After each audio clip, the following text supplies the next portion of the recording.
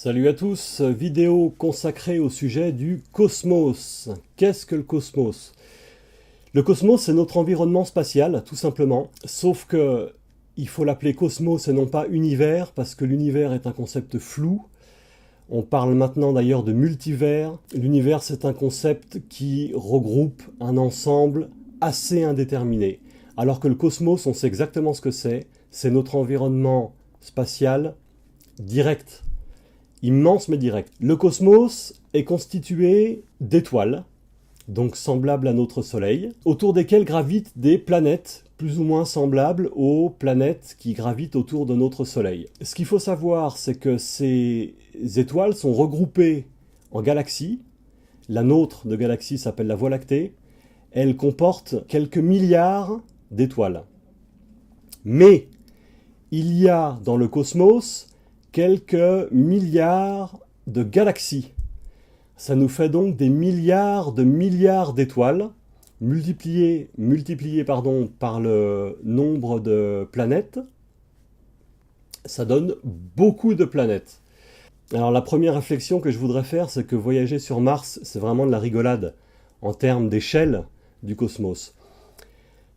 Aller de la Terre à la planète Mars, c'est comme si, à l'intérieur d'un même atome, on voyage d'un électron à un autre. Il faut savoir qu'un atome, c'est des électrons qui gravitent autour d'un noyau. Donc ça ressemble un peu à un système solaire, finalement, un atome. Imaginons qu'à l'intérieur d'un atome, on arrive à aller d'un électron à un autre, mais que l'environnement autour de nous soit aussi vaste que la Terre. Je pense qu'en termes d'échelle, ça correspond à peu près, c'est moins qu'un saut de puce, c'est moins qu'un grain de sable franchi. En fait, explorer le cosmos semble mission impossible. Alors, on le fait déjà avec des télescopes, mais c'est les photons qui viennent à nous, c'est les photons qui viennent au télescope.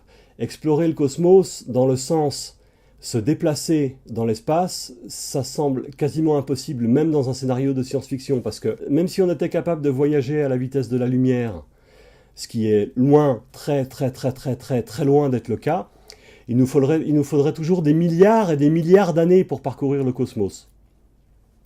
Donc en fait, il semble à peu près impossible de le parcourir. On peut l'explorer par l'observation des photons qu'il émet. Et donc, c'est ce qu'on fait. Et c'est comme ça qu'on a réussi à comprendre à peu près comment il était fait. Je dis bien à peu près parce qu'on n'est pas encore tout à fait certain de l'architecture du cosmos.